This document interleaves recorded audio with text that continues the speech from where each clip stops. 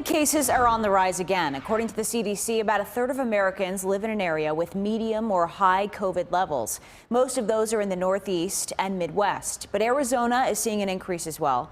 Fox 10's Irene Snyder live tonight with details. Irene. Well, Christina and John, good evening. The interesting thing we're seeing here now is that even with cases on the rise, as you mentioned here in Arizona, we're not seeing a large increase in hospitalizations. Experts that we spoke with say they certainly don't expect us to go back to where we were 2 years ago or even 6 months ago. COVID-19 cases on the rise again in Arizona. In the last week, the Arizona Department of Health recorded more than 7,000 new cases. But Executive Director of the Arizona Public Health Association believes the actual number of state cases could be a lot higher. Because the rapid tests are in everybody's cabinets, and that doesn't get captured in the data. So that sets the stage for like what's happening case-wise. Yes, we know it's going up. It's probably going up.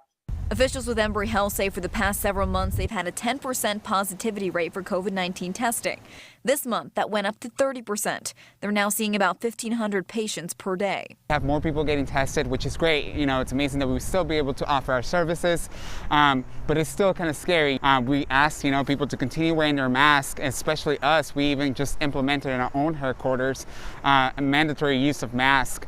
Humble says he thinks these cases will keep happening in waves. There's a reason for it, and that is that the antibody titers are beginning to drop now that, following that Omicron wave that we had back in January. But in no way, shape, or form do I expect to see a big giant wave over the summer, the likes of which we saw in January. And he says for the last 2 years, he's been asked what will be the new normal.